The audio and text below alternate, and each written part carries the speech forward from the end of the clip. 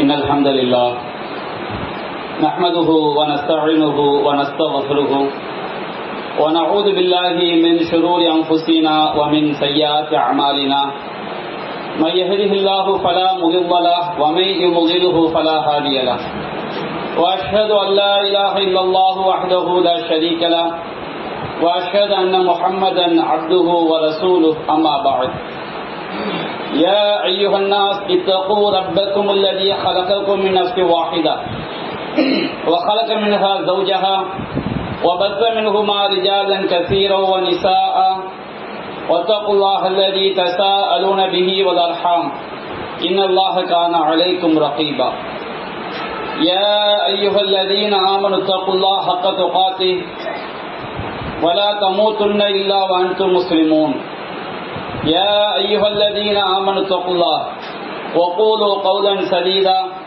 يصلح لكم أعمالكم ويغفر لكم ذنوبكم ومن يطع الله ورسوله فقد فاز فوزا عظيما إن أصدق الحديث كتاب الله وخير الهدي هدي محمد وشر الأمور محدثاتها وكل محدثة بدعة وكل بدعة ضلالة وكل ضلالة في النار. அளவிலா அருளாளனும் நிகரிலா பேரன்புடையவனுமாகிய எல்லாம் வல்ல அல்லாஹுவின் திருப்பெயரால் ஆரம்பம் செய்கின்றேன். அன்பிற்குரிய பெரியோர்களே, தாய்மார்களே, சகோதர சகோதரிகளே, அல்லாஹ் ரப்புல் ஆலமீன் திருமறை குர்ஆனிலே 4வது அத்தியாயம் 58வது வசனத்திலே கூறுகின்றான், இன்னல்லாஹ யஅமுருக்கும் அன் துஅத்துல் அமானாத்தி இலா அஹ்லிஹா. அல்லாஹ் ரப்புல் ஆலமீன்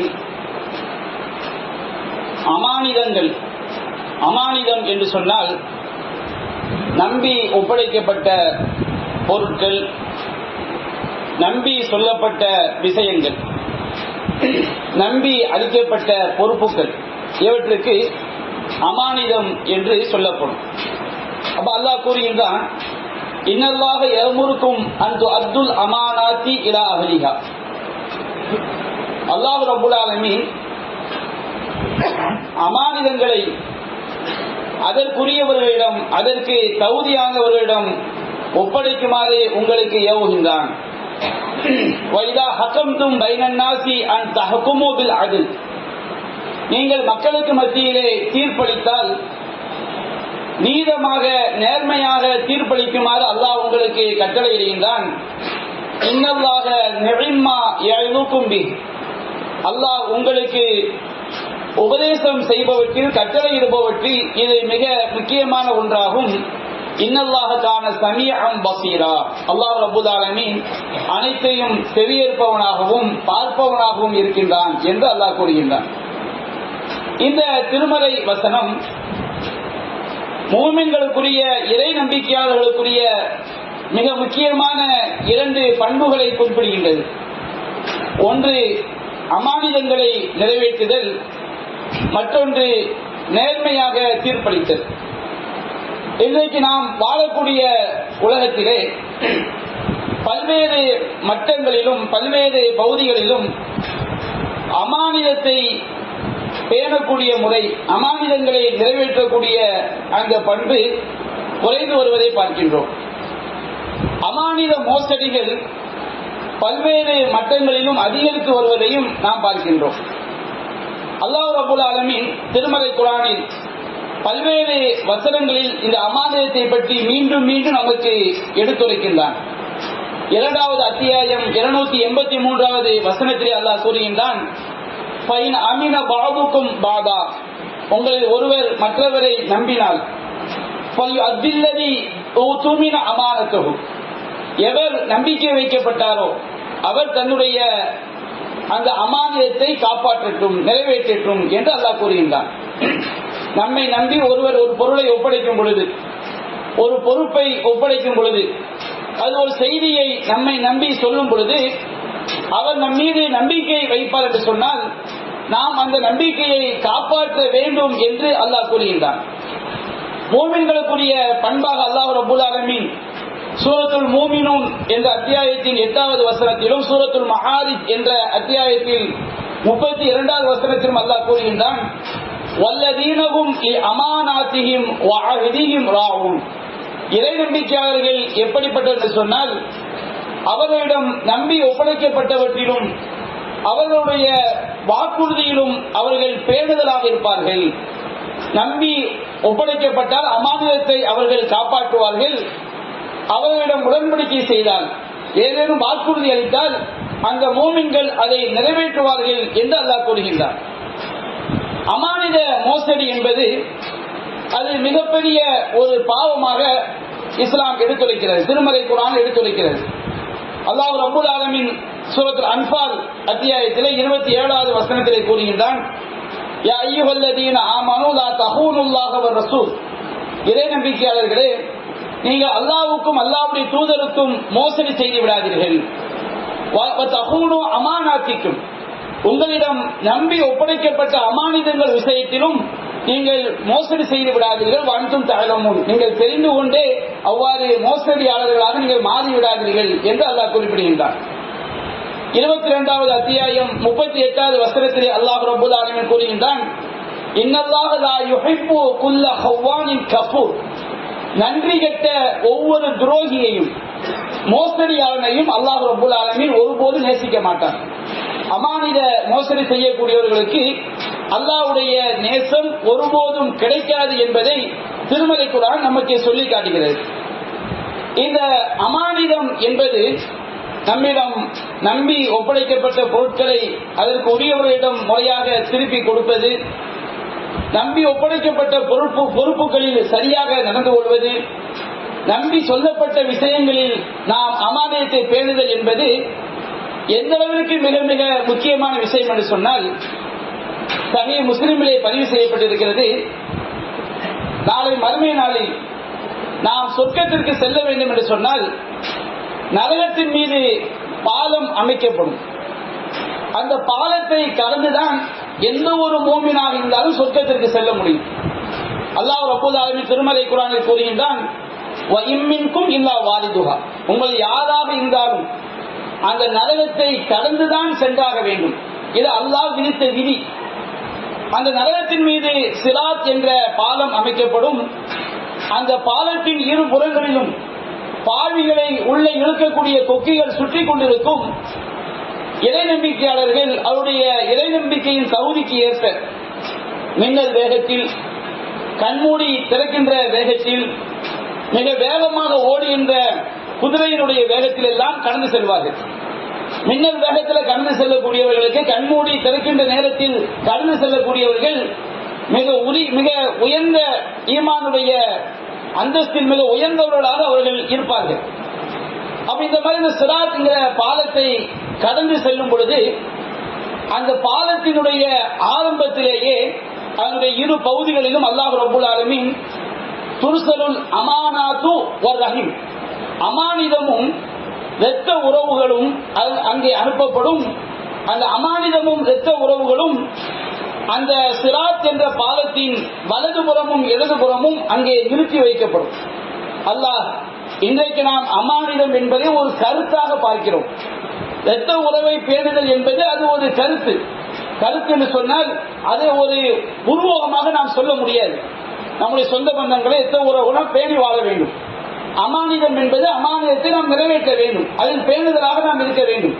ஆனால் மறுமை நாளிலே நம்முடைய அமல்கள் எப்படி எடை போடக்கூடிய அளவிலே அது மாற்றப்படுமோ, நம்முடைய அமல்கள் எப்படி மறுமை நாளிலே நாம் நோற்ற நோன்பு மேக கூட்டங்களை போன்று, பறவை கூட்டங்களை போன்று அல்லாஹ்விடம் வந்து முறையிடுமோ, அது போன்று அமானிதம் அந்த சிராத் என்ற பாலத்தின் ஒரு பகுதியிலும் இரத்த உறவு மறுபோதிலும் நிறுத்தி வைக்கப்படும். எதற்காக அல்லாஹ் நிறுத்தி வைக்கின்றான்?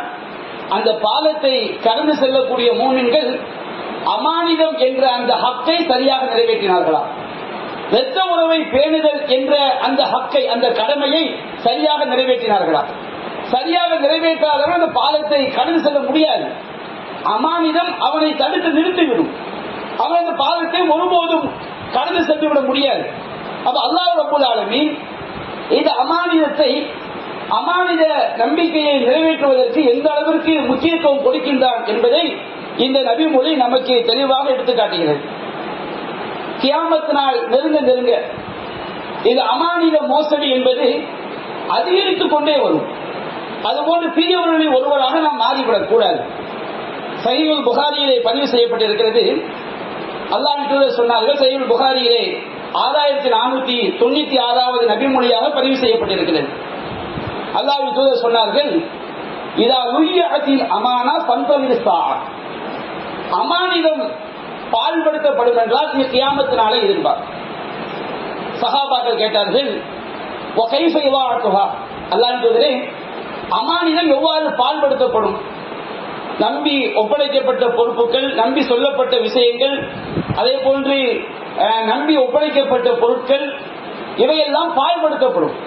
அப்ப அது அந்த மாதிரி ஒரு காலம் வந்துவிட்டால் கியாமத் நாளை எதிர்பார். சஹாபாக்கள் கேட்டார்கள், அமானிதம் எப்படி பால்படுத்தப்படும்? அல்லாஹ் தூதர் சொன்னார்கள், இதா உஸ்னில் அம்ரு இதா கைரி அஹ்லிஹா ஃபந்தபிஸ்ஸா, ஆட்சி அதிகாரம் என்பது தகுதியற்றவர்களிடம் ஒப்படைக்கப்படும் பொழுது, மக்கள் எல்லாம் முட்டாள்களாக மாறும் பொழுது, அமானித பேணுதலற்றவர்களாக மாறும் பொழுதுதான் இவர்கள் தகுதியற்றவர்களை ஆட்சியாளராக தேர்ந்தெடுப்பார்கள். அவர்கள் வேண்டுமானால் தங்களை அறிவாளிகளை நினைத்துக் கொள்ளலாம். ஆனால் இஸ்லாமிய நாட்டிலே, இஸ்லாமிய அரசாங்கத்திலே அதிகாரம் என்பது தகுதியற்றவர்களிடம் மக்களால் ஒப்படைக்கப்படும் என்று சொன்னால் கியாமத் நாள் நெருங்கிவிட்டது என்பதை நீங்கள் அறிந்து கொள்ளுங்கள். அப்போ பொறுப்பு என்பது ஒரு அமானிதம், பதவி என்பது ஒரு அமானிதம். அந்த பதவி என்கின்ற பொறுப்பை பேணாதவர்களிடம் அது ஒப்படைக்கப்படும் என்றால் கியாமத் நாள் நெருங்கிவிட்டது என்பதை அல்லாஹ்வின் தூதர் நமக்கு மிக அற்புதமாக எடுத்துரைக்கின்றார்கள். அதே போன்று சஹீஹுல் புகாரியிலே 33வது செய்தியாக பதிவு செய்யப்பட்டிருக்கிறது, முனாஃபிக் தனம் என்பது 2 வகையான நிஃபாக் இருக்கிறது. ஒன்று இஸ்லாத்தை விட்டு வெளியேற்றக்கூடிய முனாஃபிக் தனம், ஈமான் இல்லாமல் ஈமான்தாரிமாய் நடிக்கிறது. இன்னொன்று இஸ்லாத்தில் இருந்து கொண்டு இரட்டை வேடம் போடக்கூடிய முனாஃபிக் தனம். அவர் நபிகள் சொன்னார்கள், இந்த இரட்டை வேடம் போடக்கூடிய முனாஃபிக் தனம் இருக்கு பாருங்க, இவனுடைய அடையாளம் ஆயத்துல் முனாஃபிகின் ஸலாஸத்துன், நயவஞ்சகனுடைய அடையாளம் 3 ஆகும். அவன் இந்த 3 தன்மைகள் இருக்கும் என்று சொன்னால் அவன் தெளிவான நயவஞ்சகன், அவன் இரட்டை வேடம் போடக்கூடியவன் என்று நபிகள் நாயகம் சொன்னார்கள். அது என்ன அடையாளம்? இதா ஹத்தஸ கதப, அவன் பேசினால் பொய்யைத்தான் பேசுவான். ஏன்னா அவன் அமானிதத்தை நிறைவேற்றக்கூடிய பண்பு இருக்காது. அப்ப எப்பொழுது பேசினாலும் பொய் பேசுவான். வைதா வஅத அஹ்லஃப, அவன் வாக்குறுதி அளித்தால் மாறு செய்வான். வஇதல் துமின கான, அவனிடம் ஏதாவது ஒன்றை நம்பி ஒப்படைத்தால், ஏதாவது ஒரு விஷயத்தை நம்பி சொன்னால், ஏதாவது ஒரு பொறுப்பை அவனிடம் நம்பி ஒப்படைத்தால் அதிலே அவன் மோசடி செய்வான். இது முனாஃபிக்குடைய அடையாளம் என்று நபிகள் நாயகம் ஸல்லல்லாஹு அலைஹி வஸல்லம் அவங்க நமக்கு சொல்லி காட்டுறாங்க. நம்முடைய மார்க்கத்தில் அமானித மோசடி என்பது பல்வேறு ஏராளமான விஷயங்கள் இருக்குது. ஆனால் சில அமானித மோசடி என்பது மிக கொடூரமானதாக, மிக பயங்கரமானதாக நம்முடைய மார்க்கத்தில் பார்க்கப்படுகிறது. அது என்ன அமானித மோசடி? சஹீஹுல் புகாரியிலே 4477வது செய்தியாக பதிவு செய்யப்பட்டிருக்கிறது. அல்லாஹ்வின் தூதரிடம் கேட்கப்படுது, அல்லாஹ்வின் தூதரே, ஐயு ஸம்பி ஆகும், மிகப்பெரிய பாவங்கள் எது? மிகப்பெரிய பாவங்கள் ஏராளமா இருக்குது, பாவங்களிலேயே மிகப்பெரிய பாவம் எது என்று கேட்கப்படும் பொழுது நபிகள் நாயகம் சொன்னார்கள், அன் தஜஅல லில்லாஹி நித்தன் வஹுவ ஹலகக், அல்லாஹ் உன்னை படைத்திருக்கக்கூடிய நிலையில் அவனுக்கு நீ இணை கடவுள்களை ஏற்படுத்துவது. அல்லாஹ் ரப்பல் ஆலமீன் இந்த ஏகத்துவ கொள்கை இருக்கு பாருங்க, தௌஹீத் கொள்கை, அல்லாஹ் சொன்னபடி வாழ வேண்டும் என்ற கொள்கை, இது மனித சமுதாயத்திற்கு கொடுக்கப்பட்ட அமானிதம். அல்லாஹ் குர்ஆனில் சொல்கின்றான், அல்லாஹ் ரப்பல் ஆலமீன் இன்ன அரல்னல் அமானத அல ஸமாவாத்தி வல் அர்த், நாம் அமானிதத்தை வானங்களுக்கும் பூமிக்கும் எடுத்து காட்டினோம். வானங்கள், பூமி, மலைகளுக்கெல்லாம் அல்லாஹ் எடுத்து காட்டினான். ஃபஅபைனா யஹ்மில்னஹா ஃபஅஷ்ஃபக்ன மின்ஹா, அவையெல்லாம் அந்த அமானிதத்தை சுமந்து கொள்வதற்கு மறுத்தன, அஞ்சி நடுங்கின. அல்லாஹ் சொன்னான், நான் உங்களுக்கு ஏகத்துவ கொள்கையை தருகிறேன், நான் சொன்னபடி வாழ வேண்டும் என்ற மார்க்கத்தை தருகிறேன். இந்த மார்க்கம் என்ற அமானிதத்தை, இந்த ஏகத்துவ கொள்கை என்ற அமானிதத்தை நீங்கள் பேணி நடந்தால் உங்களுக்கு சொர்க்கம், அதற்கு மாற்றமாக நடந்தால் உங்களுக்கு நரகம். இதற்கு நீங்கள் சம்மதிக்கிறீர்களா என்று வானங்கள், பூமி, மலைகளில் எல்லாம் கேட்கும் பொழுது அவையெல்லாம் இறைவா, நாங்கள் உனக்கு கட்டுப்பட்ட படைப்பாகவே ஆகிவிடுகிறோம், இது மாதிரி ஒரு சோதனை எங்களுக்கு தேவையில்லை என்று அவற்றை ஏற்க மறுத்து அஞ்சி நடுங்கியது. ஹமலகல் இன்சான், இந்த மனித சமுதாயம் அதை சுமந்து கொண்டது. இன்னஹு கான கலூமன் ஜஹூலா, இந்த மனிதன் மிகப்பெரிய அநியாயக்காரனாகவும் அடிமுட்டாளாகவும் இருக்கிறான் என்று அல்லாஹ் கூறுகின்றார். தௌஹீத் என்ற அமானிதத்தை பெற்றுக்கொண்ட மனித சமுதாயம், ஏகத்துவம் என்ற அமானிதம், இறைவனுடைய வகை செய்தி பிரகாரம் நாங்கள் இந்த உலகத்தில் வாழ்வோம் என்ற அமானிதத்தை பெற்றுக் கொண்ட மனித சமுதாயம் 3 புலவாக பிளந்து விட்டார்கள். ஒரு கூட்டம் இணை வைக்கக்கூடிய கூட்டமாக அமானித மோசடியாளர்களாக மாறிவிட்டார்கள். இன்னொரு கூட்டம் நயவஞ்சகத்தனமுடைய கூட்டமாக மாறிவிட்டார்கள். இவர்களும் காஃபிர்கள் தான். 3வது கூட்டம் அந்த அமானிதத்தில் பேருதலாக நடந்து கொண்ட மூமின்கள். அப்ப நபிகள் நாயகம் கேட்கப்படுகிறது, அல்லாஹ்வின் தூதரை எந்த பாவங்கள் பெரியது? நபிகள் நாயகம் சொன்னார்கள், அல்லாஹ் உன்னை படைத்திருக்க நீ அவனுக்கு இணை கடவுளை ஏற்படுத்துகிறாயே, இதுதான் உலகத்திலேயே மிகப்பெரிய அமானித மோசடி. இதற்கு நிகரான வேறு பாவம் இல்லை. 2வதாக சொன்னார்கள், அன் தப்புல வலத, உன்னுடைய பிள்ளை உன்னோடு சாப்பிடுவான், உன்னுடைய உணவை சாப்பிட்டு விடுவான், உன்னுடைய செல்வத்திற்கு சொந்தக்காரனாகி விடுவான் என்று பெற்ற பிள்ளையே கொள்வது அமானித மோசடி, மிகப்பெரிய அமானித மோசடி. பிள்ளை என்பது அல்லாஹ் தரக்கூடிய அமானிதம். ஒரு மனிதன் அவனுக்கு குழந்தை பிறந்துவிட்டால் அவனுடைய வாரிசு, அவன் தான் அதை பெற்று வளர்க்க வேண்டும். என்னுடைய உணவை சாப்பிட்டு விடுவானே, நான் ஏழையாகி விடுவேனே, பிள்ளையை எப்படி வளர்ப்பது என்று நினைத்து கருவுலையை சமாதி கட்டுறாங்க பாருங்க. இதுவும் அமானித மோசடி தான். அல்லாஹ் தந்த அந்த அமானியத்தை நாம் சிறைப்பதுதான். அல்லாஹ் கூறுகின்றார், வறுமைக்கு பயந்து உங்களுடைய குழந்தைகளை கொள்ளாதீர்கள். கருவுறாமல் இருப்பதற்கு நாம் ஒரு சேர்ச்சியை பண்ணிக்கலாம். பிள்ளை உருவாகிவிட்டால் எப்படி வளர்ப்பது, நாம் எப்படி சம்பாதிக்கிறது, பிள்ளை எப்படி நாம நமக்கு காசு பணம் தேவைப்படுமே, இப்படி எல்லாம் பயந்து உன்னுடைய உணவை சாப்பிட்டு விடுவான் என்பதற்காக உன்னுடைய பிள்ளையை கொள்கிறாயே, இது பெரும்பாவங்களில் ஒன்று. என்ன வேணும் சொன்னார்கள். அடுத்து சொன்னார்கள், சும்மாயும் அந்த ஜாதி, உன்னுடைய அண்டை வீட்டானுடைய மனைவியோடு நீ விபச்சாரத்தில் ஈடுபடுவது. பொதுவாக விபச்சாரம் என்பது பெரும்பாவம், கொடிய பாவம். அந்த விபச்சாரத்திலேயே மிகப்பெரிய பாவம் என்று சொன்னால் பக்கத்து வீட்டுக்காரனுடைய மனைவியோடு விபச்சாரத்தில் ஈடுபடுவது. அப்படின்னா என்ன? இதுவும் நம்பிக்கை மோசடி. ஒவ்வொருவரும் அண்டை வீட்டாரை தனக்கு பாதுகாப்பாக நினைப்பான், தனக்கு சகோதரனாக நினைப்பான், தன்னுடைய அண்ணனாக நினைப்பார்கள். ஒரு துன்பம் ஏற்பட்டு விட்டால் சொந்த பந்தங்களை முதலில் அழைப்பதை விட பக்கத்து வீட்டுக்காரர்கள் தான் முதல்ல அழைப்பாங்க. சில நேரங்களில் அண்டை வீட்டுக்கு நாம் நுழைய வேண்டிய சூழல் ஏற்படும். அந்த வீட்டுடைய சிரமங்களை கருத்தில் கொண்டு பக்கத்து வீட்டுக்காரன் ஊர்ல இருக்கிறாங்க, வெளியூர்ல இருக்கிறாங்க, அவங்களுடைய தொழில் என்ன, அவங்களுடைய சூழல் என்ன, எல்லாமே பக்கத்து வீட்டுக்காரனுக்கு தெரியும். அப்ப அண்டை வீட்டானுடைய மனைவி என்பவள் புனிதமானது. அவளை தவறான எந்த பெண்ணை தவறான பார்வை பார்க்க கூடாது. என்றாலும் அண்டை வீட்டு விஷயத்தில் ஒரு மூமின் எப்படி நடந்து கொள்ள வேண்டும், அவன் இதை மிகப்பெரிய அமானித மோசடியாக இஸ்லாம் பார்க்கிறது. நபிகள் நாயகம் சொன்னார்கள், சஹீஹுல் புகாரியிலே பதிவு செய்யப்பட்டிருக்கிறது, வல்லாஹி லா யூமின் வல்லாஹி லா யூமின் வல்லாஹி லா யூமின், அல்லாஹ்வின் சத்தியமாக அவன் நம்பிக்கை இறை நம்பிக்கையாளன் அல்ல, அல்லாஹ்வின் சத்தியமாக அவன் இறை நம்பிக்கையாளன் அல்ல, அல்லாஹ்வின் சத்தியமாக அவன் இறை நம்பிக்கையாளன் அல்ல நபிகள் சொல்றாங்க. அப்படி என்றால் முழுமையான ஈமானுடைய பண்புகளை கொண்டவன் அல்ல என்று நபிகள் சொல்லும் பொழுது சஹாபாக்கள் கேட்ட, அல்லாஹ் வமன் யா ரசூலல்லாஹ், அல்லாஹ் அவன் யார்? அல்லாஹ் சொன்னார்கள், லா யர்மனு ஜாருஹு பவாயிகஹு, எவனுடைய துன்பங்களிலிருந்து தொந்தரவுகளிலிருந்து அவன் அண்டை வீட்டுக்காரன் பாதுகாப்பு பெறவில்லையோ அவன் தான் ஈமான்தாரி அல்ல, முழுமையான ஈமான்தாரி அல்ல. நான் ஒரு பக்கத்து வீட்டுக்காரன் சொன்னால் என் அண்டை வீட்டால் என்னை அவனுடைய தந்தையை போன்று அவனுக்கு பாதுகாவலனாக, அவனுக்கு சகோதரனாக அவன் நினைக்க வேண்டும். அப்படிப்பட்ட ஒரு எண்ணத்தை நாம் நம்முடைய அண்டை வீட்டாருக்கு ஏற்படுத்தவில்லை என்று சொன்னால் நாம் அமானியத்தை பேணக்கூடியவர்கள் கிடையாது. அண்டை வீட்டுக்காரனுக்கு மற்ற தொந்தரவு கொடுத்தாலே அது மிகப்பெரிய மோசடி என்று சொன்னால், பக்கத்து வீட்டோடு தவறான தொடர்பு என்பது அது மிகப்பெரிய அமானித மோசடி என்பதை நாம் விளங்கிக் கொள்ள வேண்டும். நபிகள் நாயகம் ஸல்லல்லாஹு அலைஹி வஸல்லம் காலத்துல சஹாபாக்கள் ஜிஹாதுக்கு போவாங்க. ஜிஹாதுக்கு போகும்போது, ஜிஹாதுனா வெளியூருக்கு போய் மார்க்கத்துக்காண்டி உயிரை கொடுக்க போறது. சில நயவஞ்சகர்கள் ஊர்ல இருந்து கொண்டு ஒரு முஜாஹிதை வெளியூருக்கு இட்டுவதுக்காண்டி போயிட்டாருன்னா வீட்டுல ஆம்பளை இருக்க மாட்டாங்க. அப்ப அவனுடைய மனைவியோடு தவறான சிந்தனைக்கு உட்படும் பொழுது நபிகள் நாயகம் சொன்னார்கள், சஹீஹ் முஸ்லிமிலே பதிவு செய்யப்பட்டிருக்கிறது, ஹுர்மத்து நிசாயில் முஜாஹிதீன் அலா அல் காலிதின் ஹுர்மத்து உம்மஹாத்தின், யுத்தத்திற்கு சென்றிருக்கக்கூடிய முஜாஹிதீன்கள் அவருடைய மனைவிமார்கள் யுத்தத்திற்கு செல்லாமல் ஊரில் இருப்பவர்களுக்கு பெற்ற தாயுடைய புனிதத்தை போன்றவர்கள்.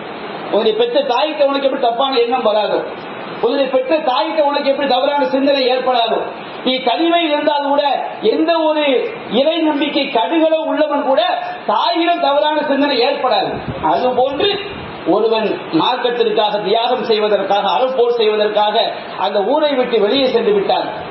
உள்ளத்தில் நயவஞ்சகத்துடைய சிந்தனை, அமானித மோசடி சிந்தனை, வீட்டுல ஆம்பளை கிடையாது, வீட்டுல யாரும் இல்ல, நம்ம ஏதாவது ஒரு தவறான எண்ணத்தோடு அணுகலாம் என்று நினைத்தால் இஸ்லாம் சொல்கிறது அப்படி பார்க்க கூடாது. ஒரு முஜாஹிதுடைய மனைவி என்பவள், ஒரு அறப்போருக்கு சென்ற ராணுவ வீரனுடைய மனைவி என்பவள் உங்களுடைய தாய்களுக்கு ஒப்பானவர்கள். யாராவது ஒருவன் யுத்தத்திற்கு சென்றிருக்கும் பொழுது, யுத்தத்திற்கு செல்லாமல் ஊரில் இருக்கக்கூடிய ஒருவன் ஒரு முஜாஹிதுடைய ஒரு அறப்போரில் ஈடுபட்டு இருக்கக்கூடியவனுடைய மனைவிக்கு துரோகம் செய்து விடுவாங்க என்று சொன்னார். அந்த முஜாஹிதுக்கு துரோகம் செய்து விடுவாங்க சொன்னார்.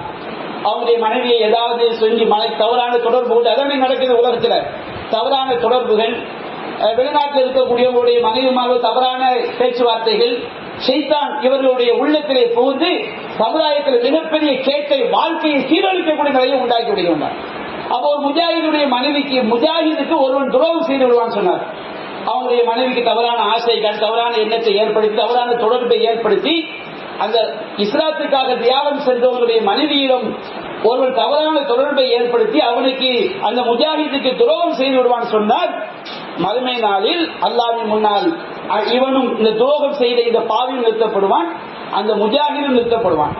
அல்லாஹ் சொல்வான், அமலிஹி மாஷா, அந்த முஜாஹிதை பார்த்து சொல்வான், இவன் செய்த நன்மைகளிலிருந்து நீ எந்த அளவுக்கு விரும்புவதாயோ அவ்வளவு எடுத்துக்கொள். நன்மை எடுத்துச்சுன்னா ஒரு நன்மையை விட்டு வைப்பார்களா?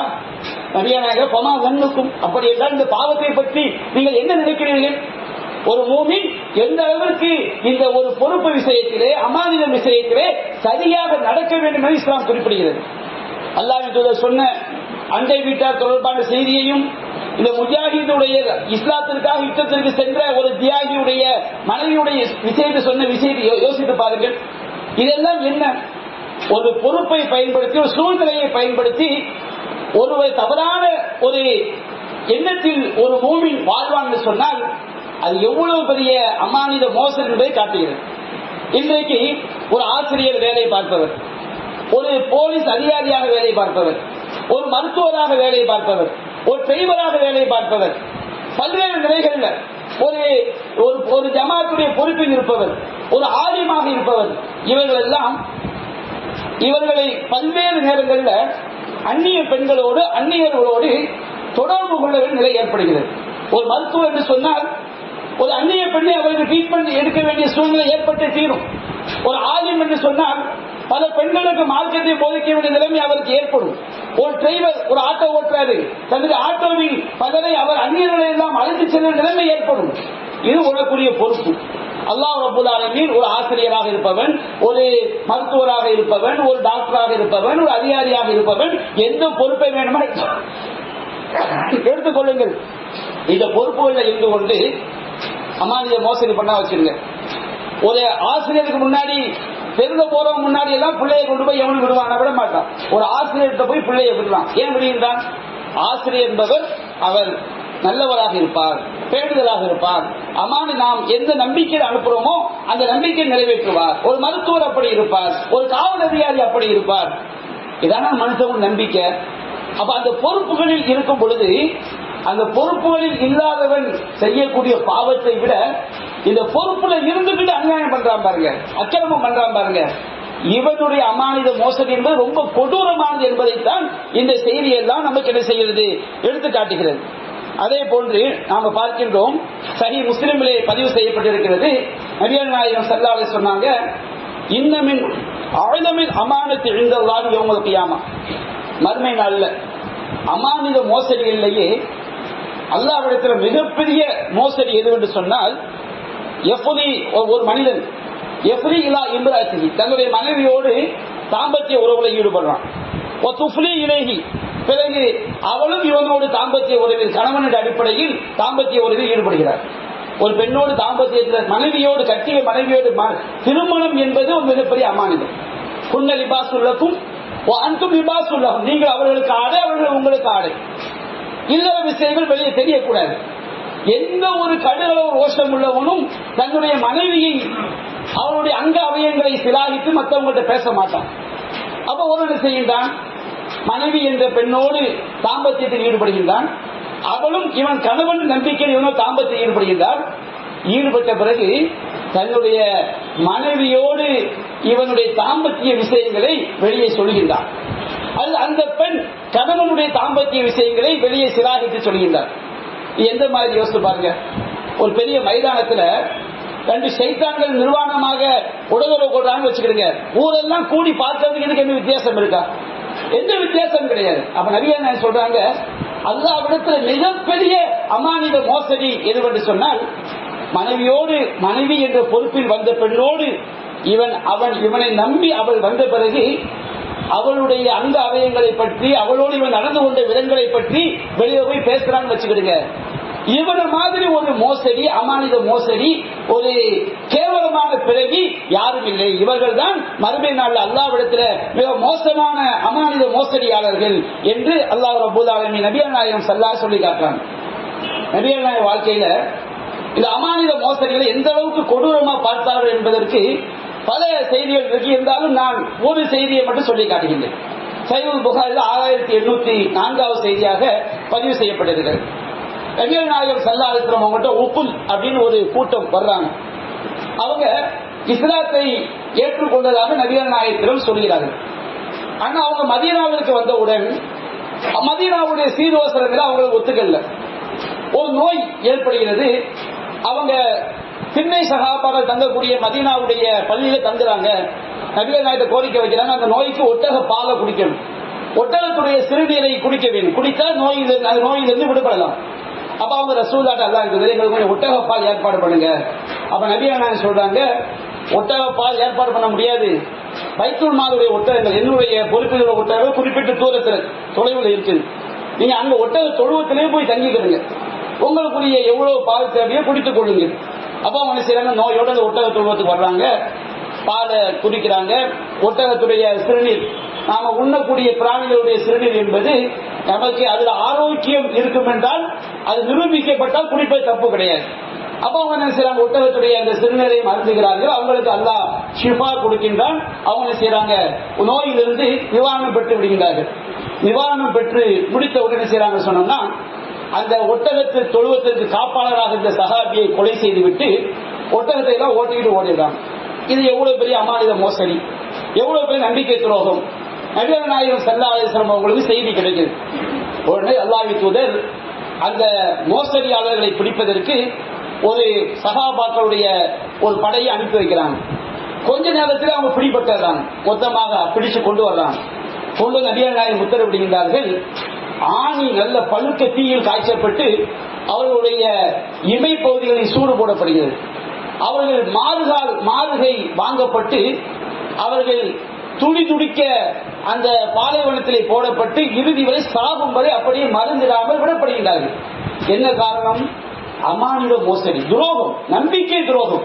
நம்பிக்கை வைத்து அல்லாஹ்வும் அல்லாஹ்வுடைய தூதரும் அடைக்கலம் கொடுத்த பிறகு, அவர்களை நம்பிக்கை வைத்த பிறகு அந்த நம்பிக்கை துரோகம் செய்கிறார்கள் சொன்னால் இவர்களை விட்டு வைத்தால் ஒரு காலத்திலும் இந்த மோசடியாளர்கள் முஸ்லிம்களுக்கு துரோகம் செய்யாமல் இருக்க மாட்டார்கள். இவர்கள் மிகப்பெரிய அயோக்கியர்கள். நம்பி ஒப்படைக்கப்பட்ட விஷயத்திலே அமானித மோசடி செய்பவர்கள். சில விஷயங்கள் நபிகள் சொன்னார்கள்,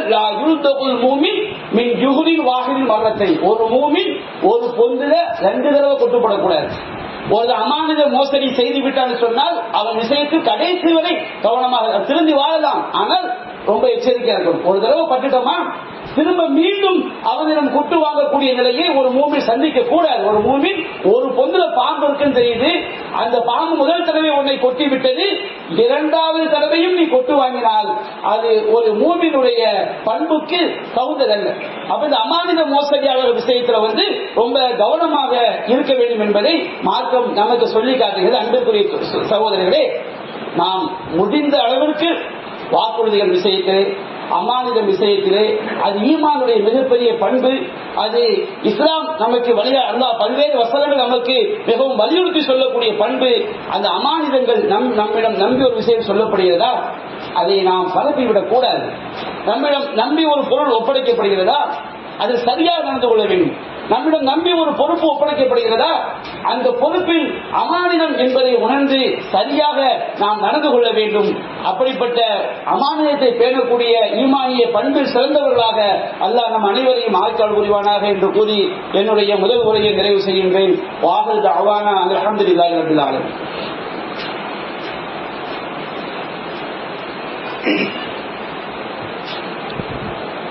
அல்ஹம்துலில்லாஹி ரப்பில் ஆலமீன்.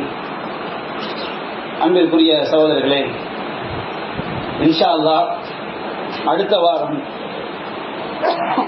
அடுத்த வாரம் ஜும்மாவிற்கு முன்பாக நாம் எல்லாம் துல்ஹஜ் மாதத்தின் முதல் நாளை அடைந்து விடுவோம். நபிகள் நாயகம் ஸல்லல்லாஹு அலைஹி வஸல்லம் அவர்கள் சொன்னார்கள், மாமினல் ஐயாமி அல் அமலு ஸாலிஹு ஃபீஹின்ன மின் ஹாதிஹில் ஐயாமில் அஷர். துல்ஹஜ் முதல் 10 நாட்களில் செய்யக்கூடிய நல்லறங்களை விட மற்ற நாட்களில் செய்யக்கூடிய நல்லறங்கள் அல்லாஹ்விற்கு மிக விருப்பமானதாக இருக்காது. அப்படி என்று சொன்னால் அல்லாஹ் எல்லா நாட்களிலும் நல்லறங்களை விரும்புகின்றான். இந்த துல்ஹஜ் 10 நாட்களில் செய்யக்கூடிய நல்லறம் என்பது அல்லாஹ்வுடைய மிக விருப்பத்திற்குரிய நல்லறங்கள். அல்லாஹ் ரப்பல் ஆலமீன் நாம குறைவான வாழ்நாளை கொண்ட சமுதாயமாக இருப்பதால் அவனுடைய நன்மைகளை வாரி வழங்கக்கூடிய பல்வேறு காலகட்டங்களை அல்லாஹ் நமக்கு தந்திருக்கிறான். ரமலான், லைலத்துல் கத்ர் இரவு, துல்ஹஜ் மாதத்துடைய முதல் 10 நாட்கள், இப்படி பல்வேறு காலகட்டங்களை அல்லாஹ் நமக்கு தந்திருக்கிறான். அதை நாம் பயன்படுத்திக் கொள்ள வேண்டும். அப்ப துல்ஹஜ் மாதத்துடைய முதல் 10 நாட்கள்ல நாம ஏராளமான நல்லறங்கள் செய்ய வேண்டும். இந்த நல்லறம் தான் என்று நபிகள் நாயகம் குறிப்பிட்டு சொல்லவில்லை. சிலர் என்ன செய்வார்கள், அந்த 9 நாளும் நோன்பு வைப்பார்கள். அப்படி மார்க்கம் சொல்லவில்லை. நோன்பு வைத்தாக வேண்டும் என்று மார்க்கம் சொல்லவில்லை. யார் யாருக்கு என்னென்ன நல்லறங்கள் செய்ய முடியுமோ அதை அதிகமாக செய்யலாம். ஒருவர் நோன்பும் நோக்கலாம், ஜகாத் அதிகமாக நாம் கொடுக்கலாம், தான தர்மங்கள் கொடுக்கலாம், குர்ஆன் ஓதலாம், அதிகமான உபரியான தொழுகைகளை நாம் நிறைவேற்றலாம், அல்லாஹ்வுக்கு அதிகமாக நாம் பிரார்த்தனை செய்யலாம். மார்க்கத்தில் சொல்லப்பட்ட எந்த நல்லறத்தையும் இதைத்தான் செய்ய வேண்டும் என்று குறிப்பில்லாமல் மார்க்கத்தில் சொல்லப்பட்ட எல்லா நல்லறங்களையும் நாம் இந்த 10 நாட்களில் செய்வது அல்லாஹ்விற்கு மிகவும் விருப்பமானது என்பதை நாம் மனதில் கொள்ள வேண்டும். நபியானாருக்காக அல்லாஹ் தூதரே, இந்த 10 நாட்களில் செய்யக்கூடிய நல்லறங்கள் அல்லாஹ்விற்கு மிக விருப்பமானது சொல்கிறீர்களே, முதல் ஜிஹாத், மற்ற நாட்களில் ஒரு ஆள் ஜிஹாத் பண்றாரு, அதுவும் அதை விடவும் இது விருப்பமானது. நபியானார் சொன்னார்கள், முதல் ஜிஹாத் ஃபீ சபீலில்லாஹ், அல்லாஹ்வுடைய பாதையில் உயிரை கொடுப்பதை விடவும் இந்த 10 நாளில் செய்யக்கூடிய நல்லறங்கள் அல்லாஹ்விற்கு மிக விருப்பமானது. எல்லா ரஜுலன், ஒரே ஒரு மனிதனை தவிர, ஹரஜ பி நஃப்ஸிஹி வ மாலிஹி, அவன் தன்னுடைய உயிரையும் தன்னுடைய செல்வத்தையும் அல்லாஹ்வுடைய பாதையில் அர்ப்பணிப்பதற்காக கிளம்பி செல்கின்றான். பலம் யர்ஜி பி வாஹிதி மின்ஹுமா, அந்த இரண்டையும் அவன் இழந்து விட்டான், திரும்பி வராமல் அந்த இரண்டையும் அல்லாஹ்வுக்காக அர்ப்பணித்து விட்டான். உயிரையும் அர்ப்பணித்து விட்டான், ஒட்டுமொத்த செல்வத்தை அர்ப்பணித்து விட்டான். இவனுடைய தியாகம் மட்டும்தான் இந்த 10 நாட்களில் செய்யக்கூடிய நல்லறங்களை விட மிக சிறப்பாக இருக்குமே தவிர வேறு எந்த ஒரு தியாகமும் இந்த 10 நாட்களில் செய்யக்கூடிய நல்லறங்களுக்கு ஈடாக இருக்காது நபிகள் சொன்னாங்க. இதை நாம் கவனத்தில் கொள்ள வேண்டும். அந்த 10 நாட்களில் நாம் அதிகமாக நல்லறங்கள் செய்யணும். சில பள்ளிவாசல் செய்யறாங்கன்னா பிரத்யோகமா இரவு தொழுகைன்னு செய்வாங்க. அதெல்லாம் பித்ஆவில் போய் சேர்ந்து அப்படி செய்யக்கூடாது. ரமலான் மாதத்தில் மட்டும்தான் இரவு தொழுகை ஜமாத்தாக செய்வது சுன்னத். ரமலான் அல்லாத காலங்களில் என்றைக்காவது ஒரு நாள் ஜமாத்தா தொழுக தப்பு கிடையாது. ஆனால் குறிப்பிட்ட ஒரு நாளில் குறிப்பிட்ட ஒரு காரணத்தை முன்னிறுத்தி அல்லாஹ் செய்யாத ஒரு செயலை செய்வது பித்ஆவாக என்ன செஞ்சிடும், மாறிடும். அது போன்ற காரியங்கள் என்ன செய்யக்கூடாது. ஆனால் இரவு தொழுகை நம்ம தனித்தனியாக என்ன செய்யலாம், அதிகமாக இந்த 10 நாட்களில் செய்வது சிறந்தது. அதே போன்று நபிகள் சொன்னாங்க, இதா ரஅய்தும் ஹிலால துல்ஹிஜ்ஜா, துல்ஹஜ் மாசத்துடைய முதல் பிறையை நீங்கள் பார்த்து விட்டார், உங்களை யாராவது